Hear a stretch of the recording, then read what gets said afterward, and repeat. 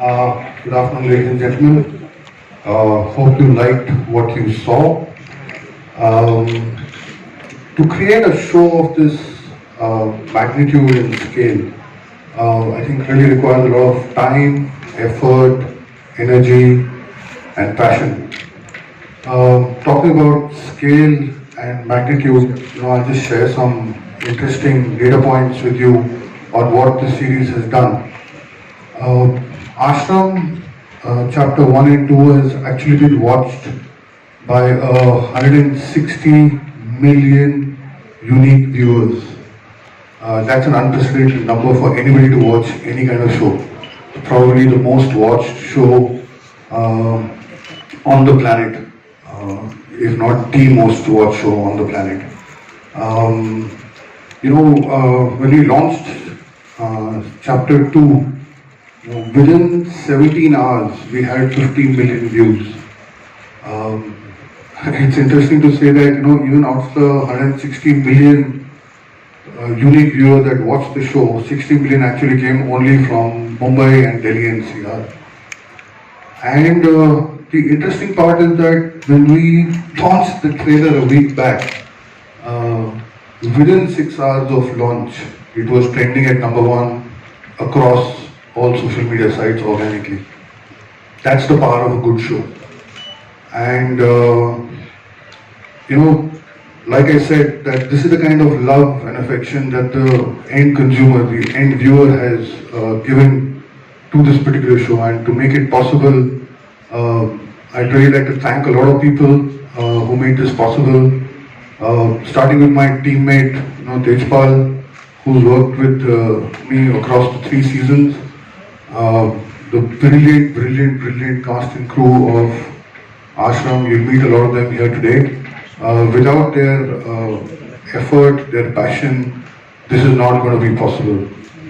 But above all, I think the credit should go to the captain of the ship, the man with the vision, the man who breathed life into all these characters, whether it be Baba Nirala, Bhopa, Dr. Natasha, Ujagar, Pammi, Satti. All of these characters have found their own love with their audiences and their fans. And the man who made it possible, the man who gave or breathed life into these people, I'd really like to give all credit to him. Let me please invite the man himself, Mr. Prakash Jha.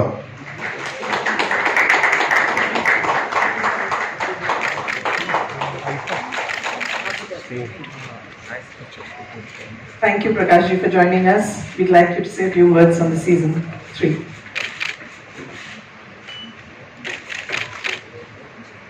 I have absolutely no words run out of it.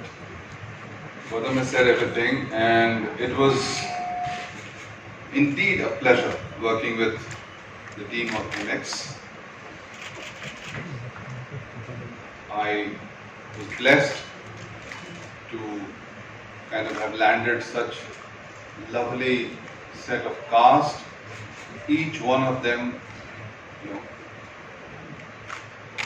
proved themselves, put their life into it. And the crew which really went through my rigors of working routine, and I am happy that such a story could come out and it could be viewed and it could be liked by such a huge number of people. Wherever I go, or in the past 1 year, wherever I gone in the world, like whether it was London or airport or market or wherever, the first question was Teesra kab hai? So now Teesra is here. You have seen that, tested it, tasted it, and I would like to call all my actors here. Yes.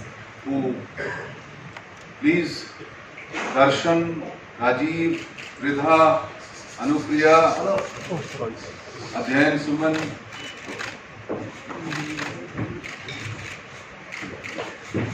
आइए. And my team, Madhvi,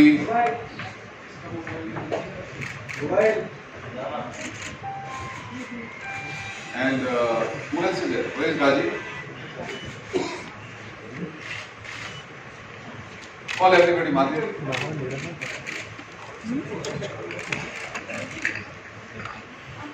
और कोई? Where? बाबा निरंग बाबा आएगा, आसमान से आएगा, लड्डू आने वाला है। सचिन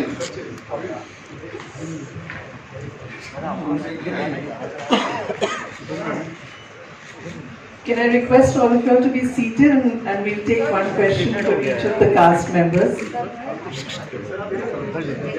रुकिए यार सर एक ग्रुप फोटो कर लेते हैं कहाँ खड़े हुए हम लोग? टेबल क्या थोड़ा बॉटल हटा देंगे bottle Will you be able to unmask Baba, who now calls himself Bhagwan in the season?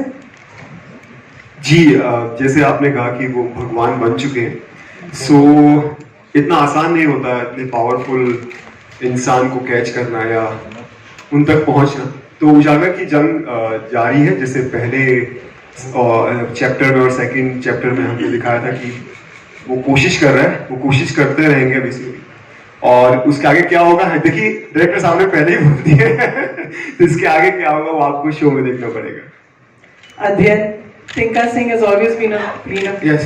very important part of Aashram. Yes. Why does Tinka want to be associated with Baba so much? मेरे पास फिर यही होने वाला है I don't think I can say much about कि टिंका सिंह के साथ अब क्या होने वाला है बट सबसे पहले I just want to say thank you to of course Prakash sir and thank you to Gautam sir for giving me this opportunity and I keep telling people that मैं ऐसे वक्त पे प्रकाश जी के पास गया काम मांगने के लिए जब मेरे पास काम नहीं था और कोई काम नहीं दे रहा था और प्रकाश जी ने अपना दरवाजा खोला मेरे लिए और आश्रम का दरवाजा खोला मेरे लिए and it was just absolutely unexpected the kind of love that Ashram got and the kind of love Tinka Singh got in the show and I'm going to always be eternally grateful for that. So that's number one. Number two, Tinka of course I'm guessing brings in some sense of relief to the show. इतना कुछ हो रहा है show में तो टिंका के बारे में ज्यादा तो मैं कुछ नहीं कहूँगा but I'm just want to say it's going to be very exciting. Tinka is not just going to be singing and fooling around this time. A lot more is going to happen in the plot with Tinka Singh. So I'm just very excited and just very grateful. And Disha Jha, of course, was one of the main reasons why I got the show. So thank you so much. Anupriya, from your experience with the Baba many years ago, what advice would you give women to avoid falling prey to fraud Babas? This is for the women journalists in the room. So, I think it's a joint responsibility of the women and the family around them as well. India is a country wherein we kind of get susceptible to magicians, babas, looking for magic to happen through them, or just for a spiritual journey. But spirituality is a lot to do with within. Then to just make somebody a medium, we do need people that we can look up to. But at the end of the day, they are also human beings. And I think that's what we've tried to show here, that don't give somebody the power to rule your life and let go of your own sensibility, your intelligence in the process. Have faith and have faith on the God above. And when you're making somebody the medium, just give them that much importance while your individuality also is there enough to make the right decisions and not get carried away. So yeah, I think Aashram that way is a very, very important series. We've highlighted something that hasn't been spoken about in the past that much, and that's why I believe everybody related to it so much. Because all of us have faced similar situations somewhere, and that's quite, difficult to digest. But you all have, I believe. Yes, thank you. Chidha, the power structure in the ashram seems to be changing and skewing towards you. Tell us a little bit about it.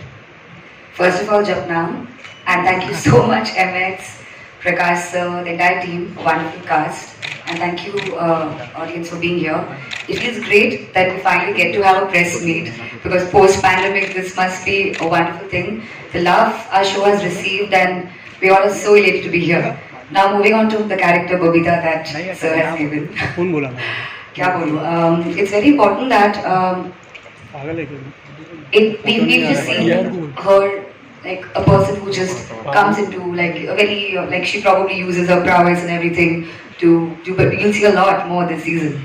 And I guess women are given responsibilities, and I'm sure in this season you'll find that they can take over. Yeah. Interesting. Rajiv, you're the journalist who helps Mummy. We have a house full of media here. How tough was it to play this role?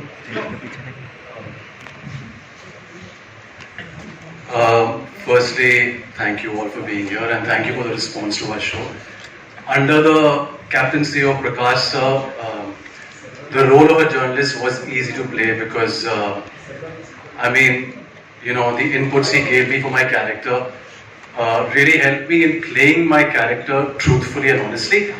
And I mean, he is a journalist and he's that sort of a human being who is practical and selfless, and he basically, without caring for his own life and limb, he goes out and helps people. When he sees somebody being exploited, he probably is one of the few people in the beginning of the series that sees the exploitation of Baba and sees Baba for who he is.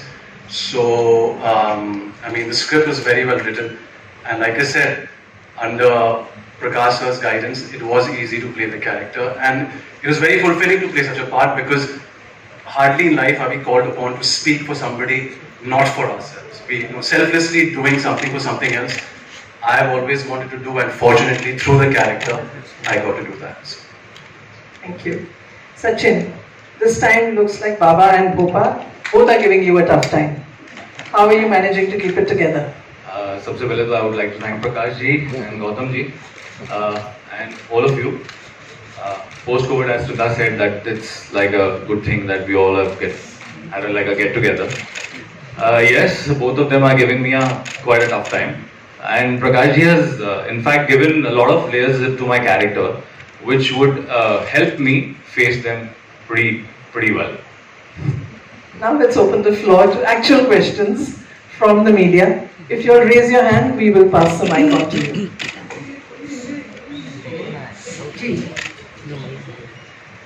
Hello Prakash ji नमस्ते। जपनाम Rekha Khan Navbharat Times से, दर्शन जी, अध्ययन, पूरी team को सबको मैं बहुत सारी मुबारकबाद देना चाहूँगी। बहुत सारी शुभकामनाएं।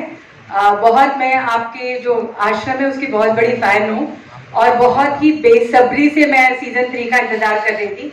तो प्रकाश जी मेरे 2-3 सवाल हैं कि आप लगातार कहते जा रहे रहते आए हैं कि ये जो आपकी सीरीज है ये राम रहीम या आशाराम बापू से बिल्कुल भी प्रेरित नहीं है, लेकिन हम देखते हैं कि बहुत सारे इसके जो इवेंट्स हैं उनमें काफी समानता नजर आ रही है, तो क्या कहना चाहेंगे?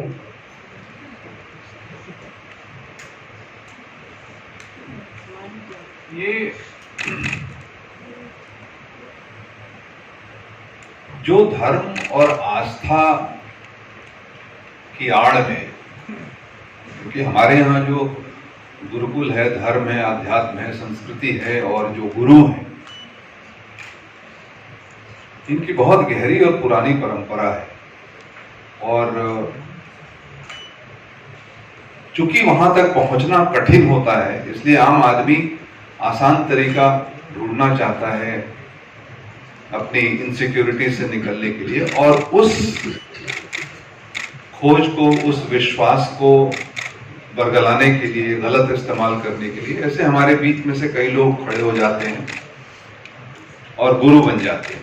जिनको खुद का ज्ञान नहीं है वो दूसरों को ज्ञान देने शुरू हो जाते हैं।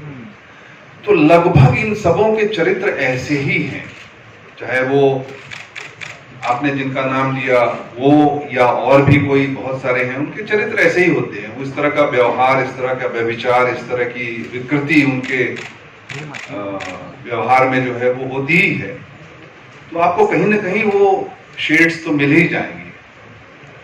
तो हमने हमेशा ये मेंटेन किया कि हमने किसी एक को ख्याल रख के उसकी जीवनी या उसके कर्मों पे नहीं बनाए। इसमें सबके थोड़े थोड़े जो पब्लिक डोमेन में सारी बातें हैं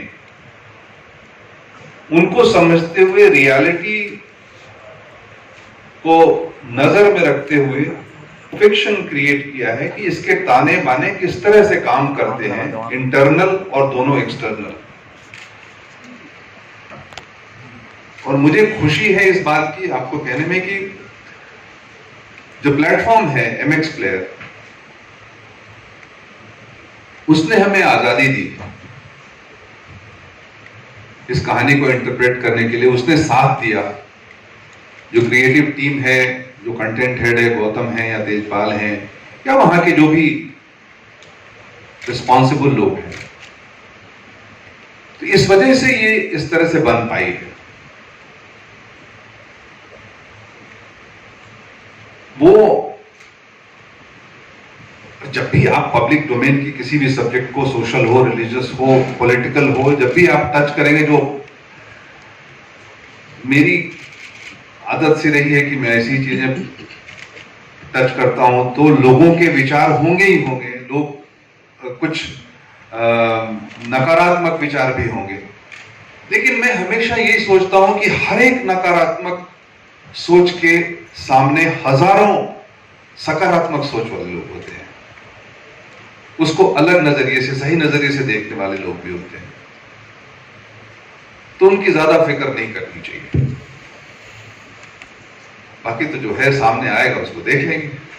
तो प्रकाश जी, जब हम एक रिलीजन की बात करते हैं या राजनीति की या किसी तरह की कट्टरता की, तो उसके अनुयायी भी होते हैं, उसके विरोधी भी होते हैं। जैसे FIR भी दर्ज हुई थी शुरू में, आप पर इंक भी फेंका गया। अब जैसा अब ये तीसरा सीजन है, तो कहीं किसी तरह का एक भय है कि और इस तरह की चीजें जो कि पब्लिक डोमेन में भले हों, लेकिन सिमिलैरिटीज से किसी न किसी बाबा के या उस तरह से सामने आएंगी, तो और कोई विवाद या किसी तरह की विरोध का आपको सामना करना पड़ सकता है। ऐसी कोई आशंका है आपके जहन में? आशंका जरूर है। कहीं कुछ भी हो सकता है, कोई भी कुछ कर सकता है, क्योंकि हमने विषय ऐसा चुना है जो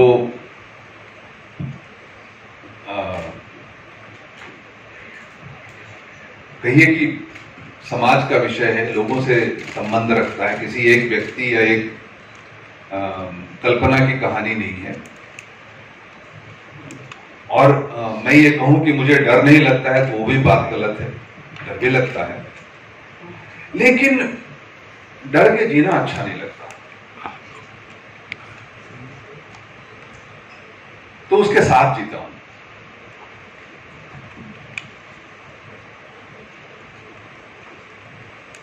और हमेशा से मन करता है कि जो कहना है वो तो कहना ही है। किसी व्यक्ति को व्यक्तिगत रूप से चोट पहुंचाए बगैर अगर कोई बात मैं कह सकूं तो मैं कोशिश करता हूं कि उसको कहूं, चाहे वो राजनीतिक हो, चाहे वो धार्मिक हो, चाहे वो व्यवसायिक हो।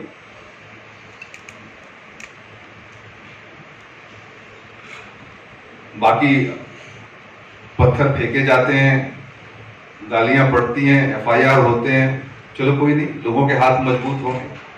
तो आपको या आपकी टीम में से किसी मेंबर को कभी किसी तरह का कोई थ्रेट मिला है? पता नहीं, मेरी जानकारी में तो नहीं मिला है।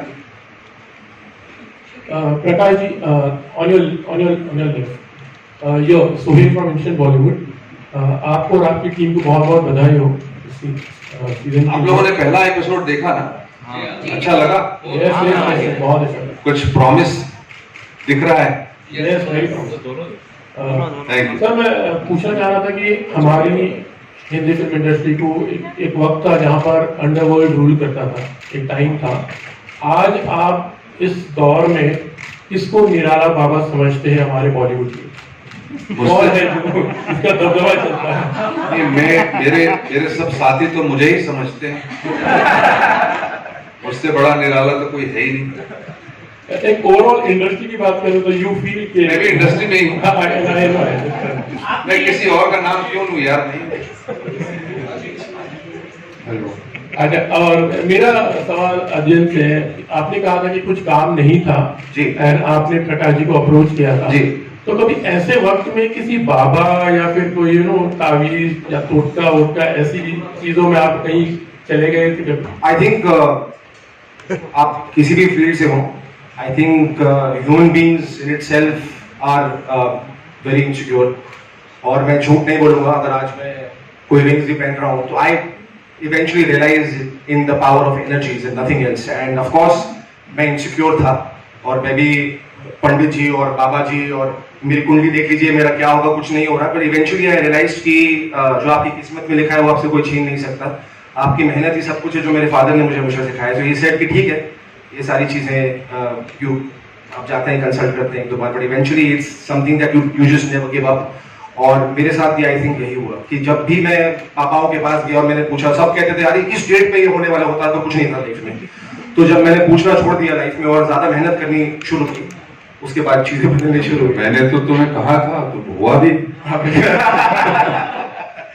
हेलो, सो या गुड आफ्टरनून या प्रकाश जी. मुझे आपसे पूछना है कि हमने मतलब बाबा तो काफ़ी देखे हैं, लेकिन रियल बाबा और फ्रॉड बाबा हम कैसे डिफाइन कर, कैसे समझे उनको? ईमानदारी से अपने दिल पे हाथ रख के बोलिए कि आप पहचान सकेंगे कि नहीं. आपकी अपनी समझदारी में कि रियल कौन बाबा है और फेक कौन बाबा है, आप पहचान पाएंगे कि नहीं. क्योंकि कोई परिमाण नहीं होता, कोई परिभाषा भी नहीं होती, लेकिन हम जानते हैं.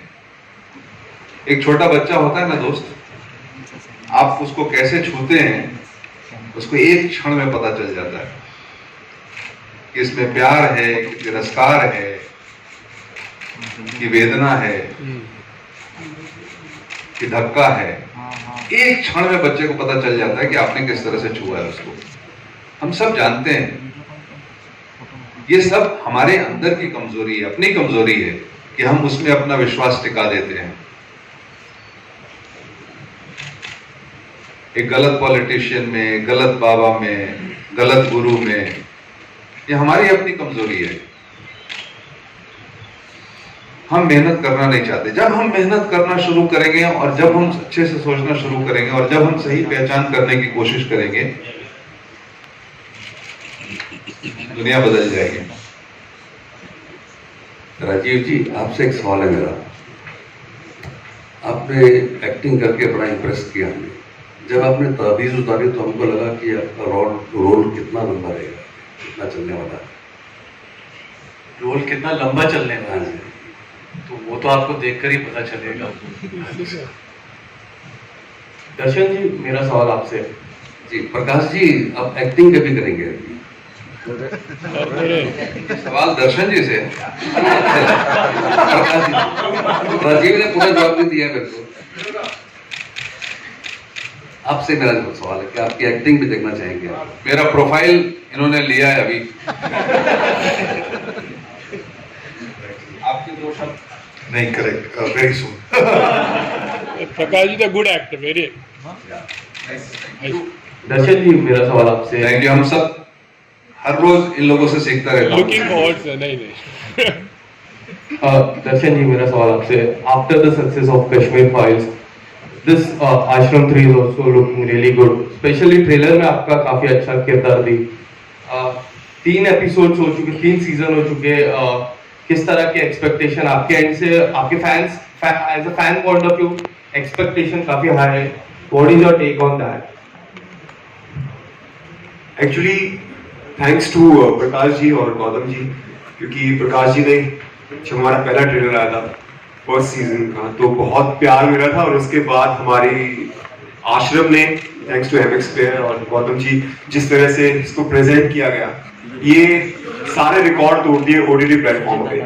और जहां भी मैं जाता हूं, जैसे आपने कहा कि सारे फैंस किसी चीज की भी प्रमोशन चल रही हो सबसे पहले पूछते हैं कि आश्रम 3 कब आ रहा है. कोई पोस्ट डालो सोशल मीडिया पर, सबसे पहले पूछा जाता है कि आश्रम 3 कब आ रहा है. सो इस तरह का प्यार मिला है. तो इस सीजन में रिस्पॉन्सिबिलिटी थी शोल्डर्स पर कि और मेहनत करनी है, क्योंकि इतना प्यार मिला लोगों से, उनकी एक्सपेक्टेशंस पे खरा उतरना है. सो हमने कोशिश की है, जैसे कि अभी आपने फर्स्ट एपिसोड देखा और आपको पसंद आया, और जिस तरह का ट्रेलर, हमारे ट्रेलर को प्यार मिल रहा है, कुछ ही दिनों में कितने मिलियंस को क्रॉस कर चुका है और हर इंसान वेट कर रहा है 3 जून का. सो उसके लिए हमने जी जान से मेहनत की और फिंगर्स क्रॉस, हमें उम्मीद है कि इस बार भी लोगों को उतना ही, उससे बढ़ के 3 गुना ड्रामा देखने को मिलेगा, सस्पेंस मिलेगा, थ्रिलर मिलेगा और वो एंजॉय करेंगे इस शो को। दिन जी, मेरा सवाल आपसे भी है। दिन जी, हाँ, जिस तरह आप स्टार्टिंग में आपने बोला कि मैंने प्रकाश जी के साथ जाके बात की और मैंने रोल के बारे में कहा जी, do you think the word nepotism always works for many one but it has not work in your favour? Thank you for saying that. It's been 10 years, it's not worked for me. तो नहीं यार, I think अगर आज आप देखें तो आलिया भट्ट जब करती है गंगूबाई तो उसको उतना ही प्यार मिलता है जितना कार्तिक आर्यन को मिलता है भूल भुलैया के लिए। तो आई थिंक ये बहुत ही फ्यूटाइल कॉन्वर्सेशन था जब नेपोटिज्म के बारे में बातें करना लोगों ने शुरू की थी। एंड आई फील कि at the end of the day वो क्या एक्स फैक्टर है जो ऑडियंस एक्सेप्ट करती है एक एक्टर के बारे में, और ऑडियंस एक्सेप्टेंस से बढ़कर कोई चीज नहीं, चाहे कितना भी पैसा लगा लें, कितने भी पोस्टर खरीद लें, फ्रंट पेजेस खरीद लें, उससे कुछ नहीं होता। इवेंचुअली इट्स द ऑडियंस, और ये नेपोटिज्म से कुछ नहीं होता यार। मतलब मैं कितनी भी फिल्में बना लूं लाइफ में, अगर मेरे अंदर वो टैलेंट नहीं है तो ऑडियंस मुझे कभी एक्सेप्ट नहीं करेगी। तो जब मैं आश्रम में आया हूँ, 10 साल की मेरी भी एक मेहनत रही है लाइफ में, स्ट्रगल रही है लाइफ में, जो शायद अभी बात नहीं करूंगा मैं इसके बारे में, but at the end of the day मैंने काम किया और एकदम जिस चीज से मैंने, बिकॉज मैं इतना हार चुका था लाइफ में, मैंने एक्सपेक्ट करना छोड़ दिया था। और जैसे ही मैंने एक्सपेक्ट करना छोड़ा और जब आश्रम आई तो अगले दिन से क्या हुआ इंडस्ट्री में और क्या हुआ, I can't tell you honestly, it was just unbelievable. So ये नेपोटिज्म से बहुत कुछ नहीं होता है। Prakash ji, my question is for you. मेरा एक सवाल है, अनुप्रिया से मेरा सवाल है और कृदा से भी है मेरा सवाल, इसीलिए आप लोग लड़कियों से तो बात ही नहीं कर रहे। नहीं, वो आ रहे थे, डर रहे हैं, हम लोग आ रहे थे। आप लोग डर रहे हैं इनसे बात करने नहीं, हम आ रहे थे। अच्छा ठीक है, आपके पास है कि नहीं सवाल? है सवाल तो पहले आप पूछ लो। ठीक है सर, आप पूछिए सर, पूछिए सर। मैं तो ये पूछना चाह रहा था कि आप लोग सवाल का जवाब क्यों नहीं दे रहे, सवाल बना क्यों नहीं रहे? आपके यहाँ होने से कुछ सवाल बनने चाहिए तो वो हो क्यों नहीं रहे? He's the only male who's progressive and thinking about the other gender as well. Clearly. Okay, Prakash ji, my question. Prakash ji, my question is for you. This is the first time we are meeting after the launch of this series way back in 2020. So, what made you actually think that Bobby Deol was the right choice as the title role, you know, as the villain? Because this is something which probably he did only occasionally in the movies, 1 or 2 movies. Abbas Mustang.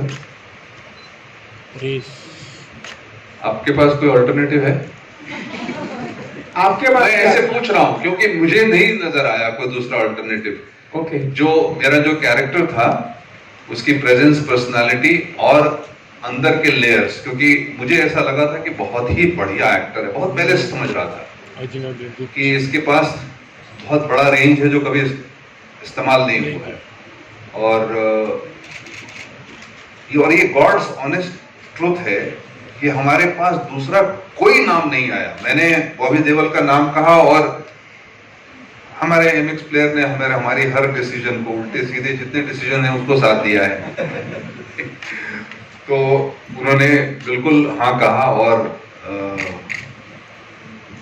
परिणाम आप देख सकते हैं कि बॉबी देओल कहां से कहां, बाबा कितने बड़े हो गए। अब तो शायद ऑल्टरनेट सोच भी रहे हैं कुछ। Prakash, Justin here from PTI, towards your left slightly.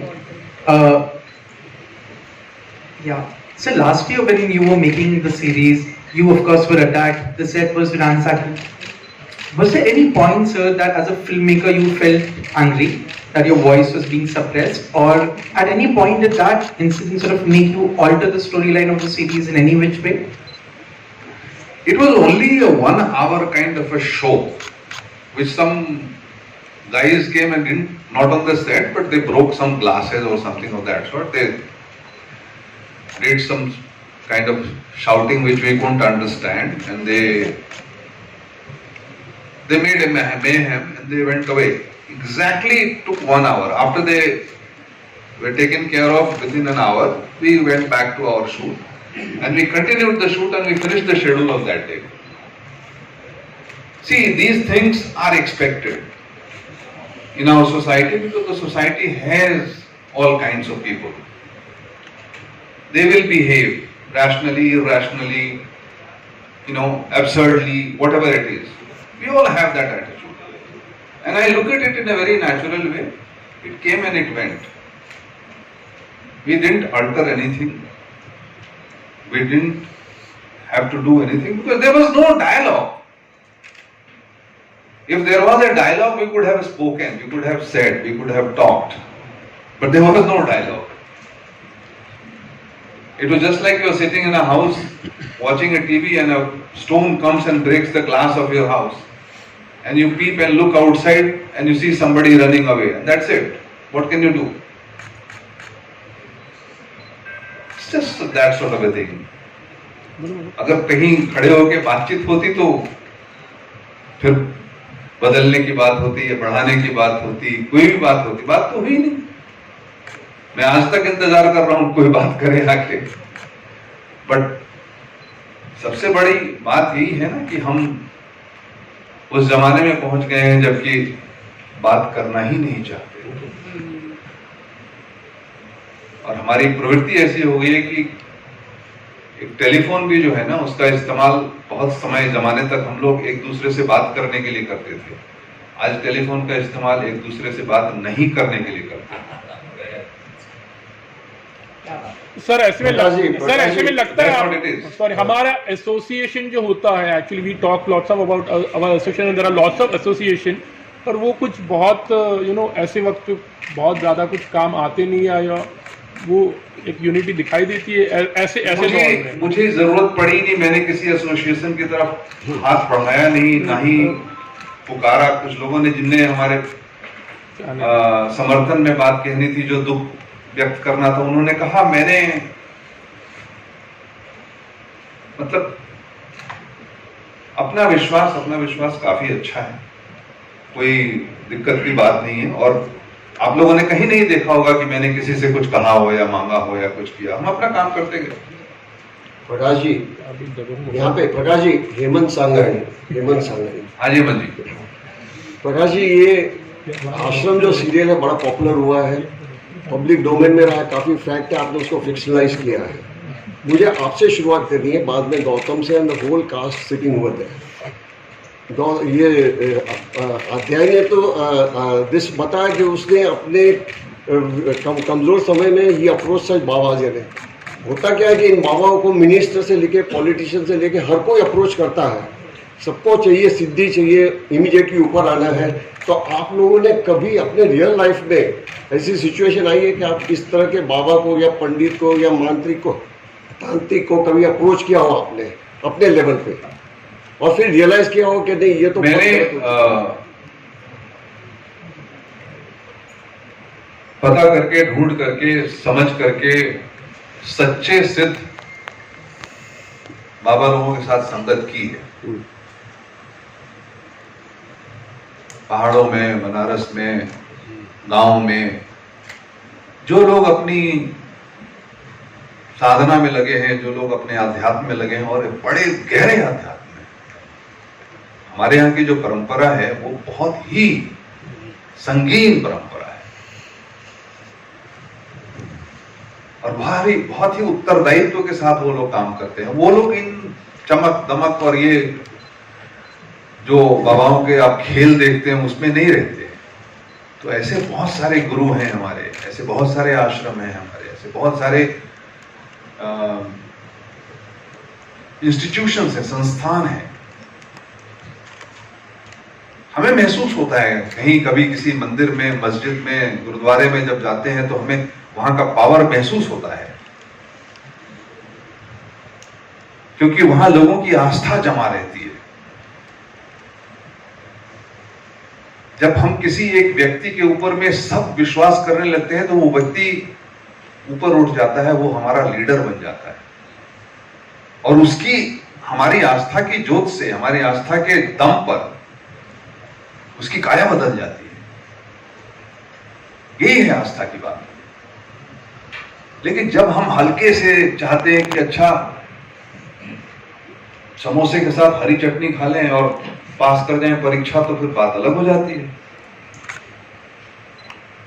पंडित जी कहते रहे कि बेलपत्र में मध लगा करके और शिवलिंग को लगा दीजिएगा, बेटा पास कर जाएगा, खुद का बेटा फेल कर गया। तो जब हम उसमें वैसा उन चीजों में लग जाते हैं तो फिर सत्यानाश हो जाता है। तो इनकी बात तो करनी ही चाहिए ना, इनके छद्म को उजागर करना भी हमारा कर्तव्य है ना। और राजनीति क्यों करे, कोई ऊपर जाने के लिए नहीं करते, इनके सिर्फ इनकी जो पॉपुलैरिटी होती है, उस पॉपुलैरिटी से जो इनका वोट बैंक पर जो अधिकार होता है, वही फायदे के लिए, उस फायदे के लिए ही जाते हैं। और उनका कोई मतलब नहीं है अध्यात्म से या धर्म से। तो हमें तो कहानी ढूंढते हैं, कहानी ढूंढे और कहानी ढूंढे तो बहुत सारे पात्र मिले और बहुत सारे सब प्लॉट्स मिले और वो मिला करके और मनोरंजन भी होता है और बातें भी खुल के सामने आती है। इनके अनुभव, I need Gautam here also. No, I just genuinely believe that cinema reflects society and society reflects cinema. Okay. And I think that is important to understand. And if we are managing with the story to tell what we want to tell, and even if two people understand what is being said and there is an impact created, I think that's great for us. I think that is important. And it's genuinely a reflection of both. I think it just works to both sides also. But in personal capacity. But I've never been on a personal capacity. I've read a lot of people. I've been inspired by a lot of people, world teachers. But personally, no, I have not yet visited a specific Baba. Sir, I would like to add something about this. मेरी family में मेरे पिताजी एक आश्रम है, मानतमी माँ का, हरिद्वार में, दिल्ली में, हर जगह पे है। तो जैसे सर ने इनसे पूछा कि आप you have to have faith और बिलीव, आपको पता चलना चाहिए कि आपसे कोई क्या इन रिटर्न ले रहा है।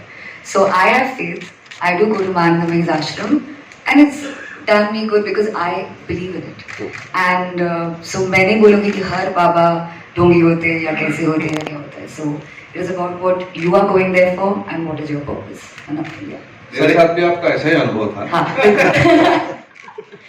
सर एक कहानी मैं ऐड करना चाहूँगा। आप अपने बाबा के बारे में कुछ बताएं। हाँ बताएं प्लीज।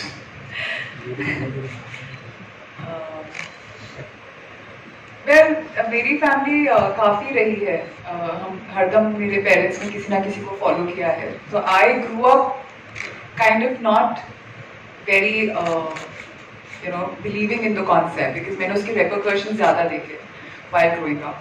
एंड सबसे ज़रूरी चीज़ जो मैंने समझी है is not just the leader, the spiritual leader that you are following, it's also what kind of spirituality and the path that you are on to yourself. वो डिसाइपल पे भी उतना ही डिपेंड करता है।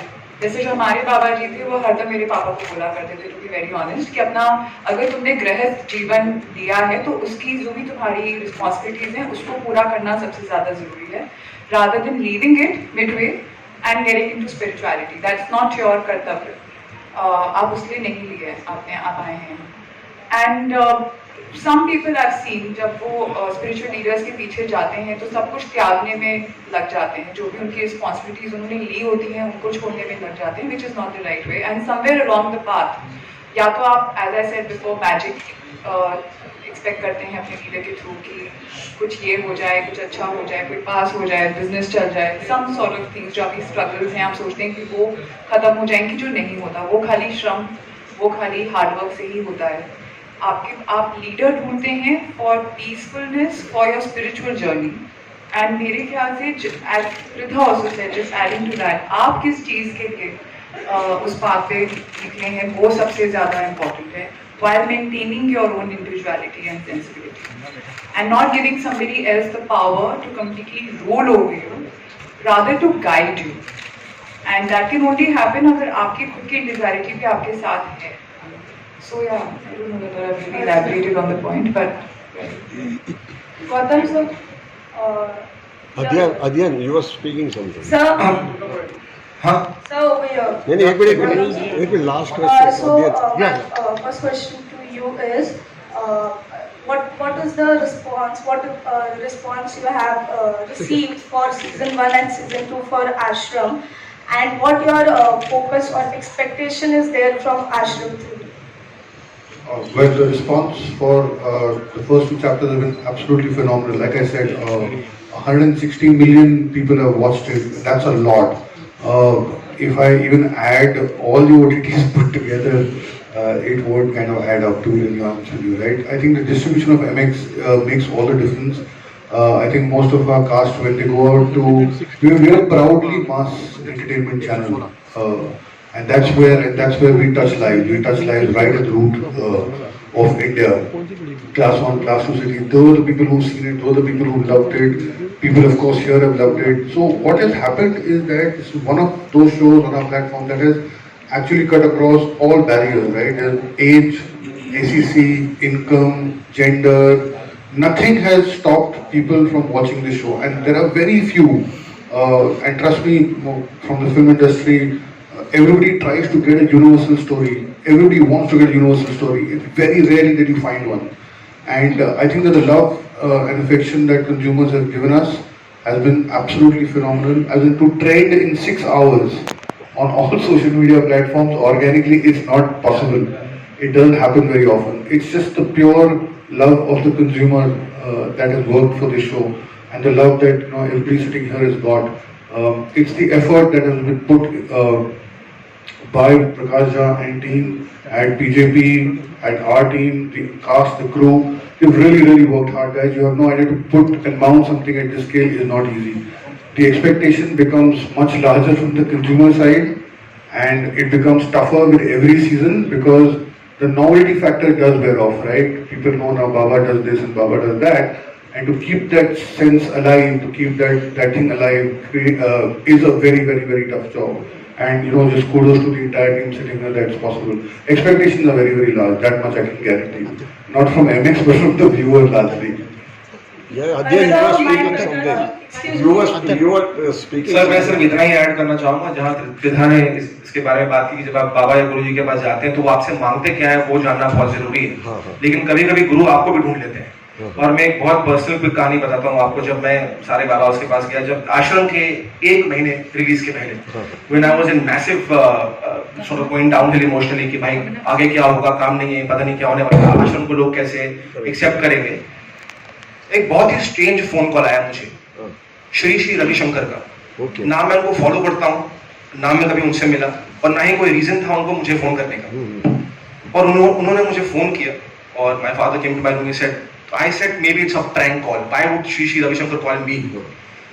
But in the next 5 minutes, I was on video call with him, and he said, मैं जानता हूँ that you've not been able to sleep, और मैं जानता हूँ कि तुम्हें जिंदगी में बहुत तकलीफें हैं. Mark my words, your life is going to change, and I know it. And I said, why are you calling me? He said, I dreamt of you. I felt like calling you, and he called me. And that is when Aashram came after 1 month, and my life changed. It's just Guru, sometimes the right Guru can find you also, was my point. And it's a miracle, but it's just unbelievable. Prakash sir, my question to you is, after so many threats and consequences, what inspired you to make part 3 of this series? दोस्त, मतलब दंगा जल, अपहरण, राजनीति, आरक्षण, threat और ये सारी चीजें तो मेरी जिंदगी का हिस्सा है।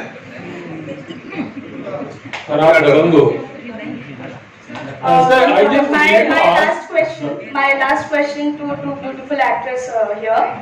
Yeah. Thank you. Also Sachin. Beautiful actress. So, ma'am, what are your upcoming projects? Any specifically women-centric movie you list? Nice question. Nice question. I mean, ये क्या question हुआ इस जगह की? मतलब आपने पूछ के भी ऐसे कुछ पूछा? आ रहे हैं, काम आ रहा है. Asur is coming. There's a film called Gubar with Vinay Pathak. Women-centric role के आगे भी जो एक movie करने वाली हूँ. बाहर में यही बात दर्शन से पूछी थी कि मुझे बहुत action करना है, उसमें मुझे क्या करना चाहिए? I'm really not sure. But well. Yeah, I think it's all upon the viewers. It's upon you journalists to support actors like us and to give women the due that they respect, they deserve, and appreciate who are coming in. And I think things have become much better now. काफी सारा अच्छा काम हो रहा है, irrespective of the gender. And good scripts are being written. This is the best time, I think, for Indian entertainment industry. And I don't think we have reasons to complain. It can only become better from here. Prakash ji, next should be a female centric. I'll tell you. Ek Badnaam Aashram 3 is coming on 3rd of June. You must watch that. Will we just take the questions, because Hemanji's questions are left to be answered by Rajiv, by Darshan and by Sachin. If you just respond to that question which Hemanji asked, if you had any personal आप कभी अपने career के लिए किसी बाबा के पास गए हैं, कोई ऐसी चीज? हाँ, बस वो ये आप तीनों आप ये क्वेश्चन मेरे को छोड़ के जी हाँ, गुरु के पास गए हैं। एंड जैसे कि अजय ने बताया, प्रकाश जी ने बताया, प्रधान ने भी मेंशन किया, आपको खुद पता लग जाता है कि क्या सच है और क्या विश्वास और क्या अंधविश्वास है। सो हर कोई अपने कमजोर समय पर आई एम श्योर सोचता है कि क्या करूं, तब इस तरह की कुछ बातें आती हैं सामने। कई लोग जाते हैं, कई लोग अपनी मेहनत पर विश्वास रखते हैं। यस, मैं किससे मिला था, बट यस मुझे ये भी फील हुआ कि हाँ, वो मुझे कोई अंधविश्वास में धकेल नहीं रहे हैं। वो मुझसे यही कह रहे हैं कि आप अपनी मेहनत पर विश्वास रखो, आगे बढ़ते चलो, सब अच्छा होगा। And just answer to that question, कि even I have had the good fortune of meeting, saints and siddh people, जो छोटे छोटे गांव में रहते हैं, वो पब्लिसिटी नहीं करते हैं, बेसिकली उनको करने की जरूरत भी नहीं है और ना ही वो करना चाहते हैं, बट आप इंट्यूटिवली रिकॉग्नाइज कर सकते हैं कि who is the real leader and who is not, and I feel आपका दिल आपको बता देता है. And secondly, I think a true leader, a true spiritual person, a true guru empowers you rather than exploits you. So that's दर्शन जी नहीं, मैं कभी किसी बाबा के पास नहीं गया. हाँ, उजागर सिंह बाबा के पीछे जरूर पड़े, वो इसमें कैरेक्टर एज ए कैरेक्टर जरूर मैं बाबा जी के पीछे हूँ, उनके आश्रम में गया. अदरवाइज मैं कभी किसी बाबा को मैंने फॉलो नहीं किया. अपने काम को फॉलो करता हूँ, पूजा जरूर करता हूँ और गॉड में बिलीव करता हूँ, और मेरे लिए मेरा काम भगवान है, और कोशिश करता हूँ उसी में अपनी श्रद्धा रखूँ, उसी से प्यार करूँ. प्रकाश जी, मेरा क्वेश्चन यहाँ पर है. प्रकाश जी, यहाँ पर वंदना बोल रही हूँ फिल्म इंडिया से. सर, आपको तो बोल रहे हैं कि बहुत स्ट्रेस मिले, लेकिन इसका कुछ इम्पैक्ट पॉजिटिव भी हुआ है कि कोई इंसिडेंट आपको याद है कि भाई कुछ पॉजिटिव, ये सीरियल देख के उस पर्सन का लाइफ चेंज हो गया या उसका माइंड सेट चेंज हो गया? कोई इंसिडेंट आपको याद है इस बारे में? आपको स्ट्रेस तो बहुत मिले, लेकिन कुछ पॉजिटिविटी भी मिली होगी.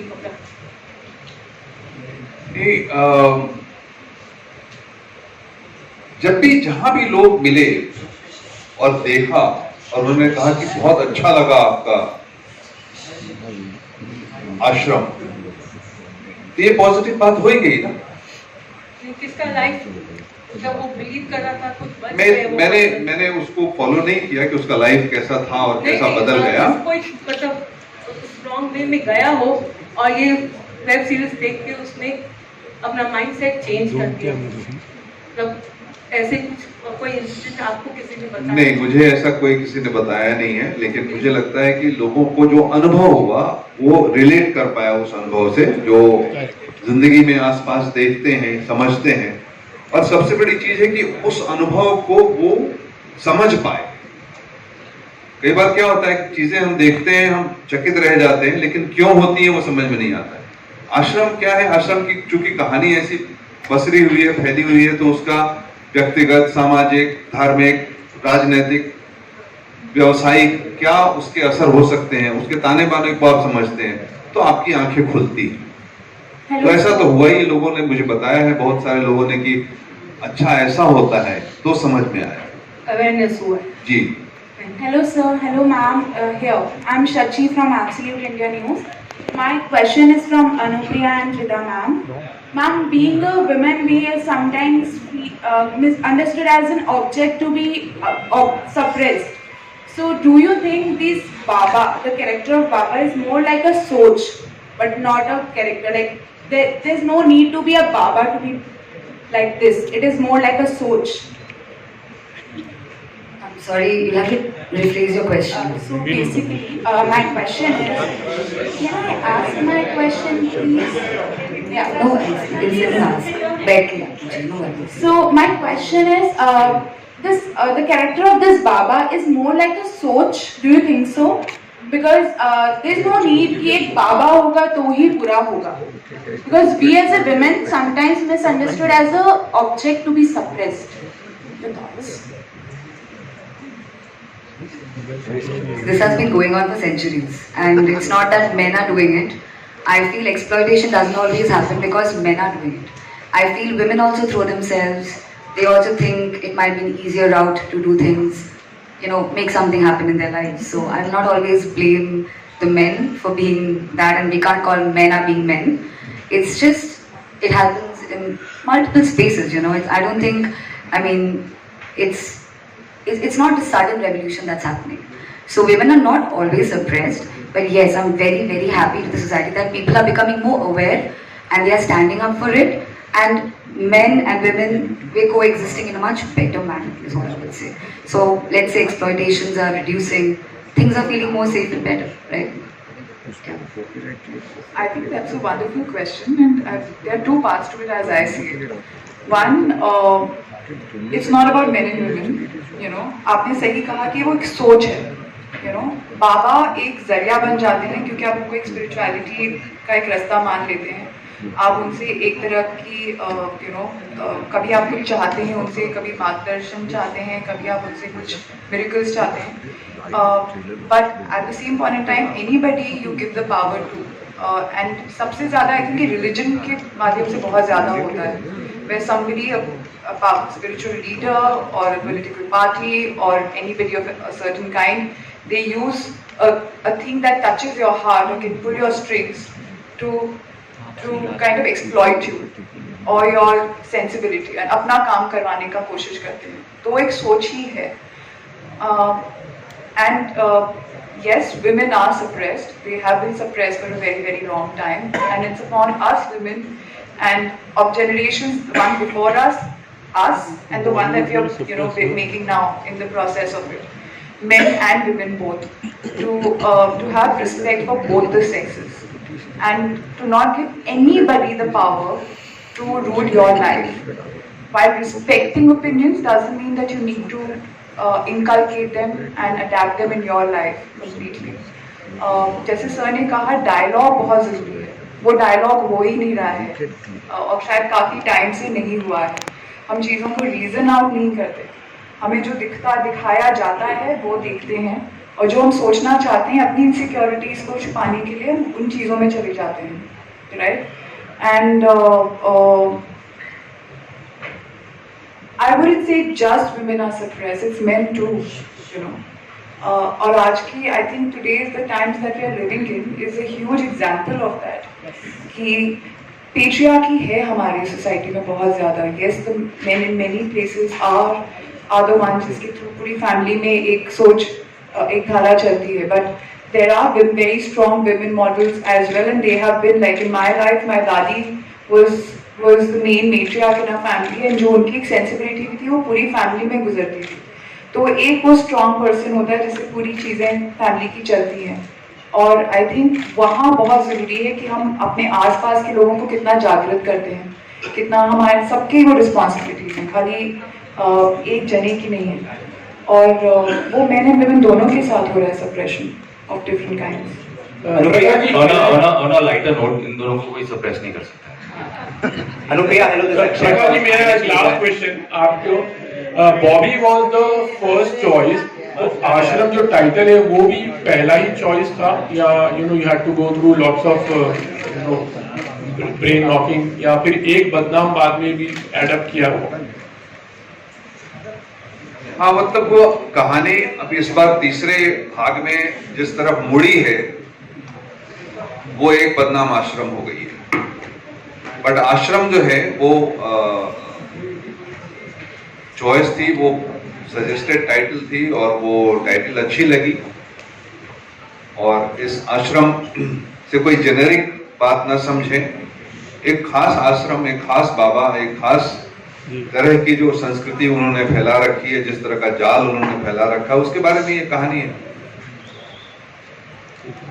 Thank you very much.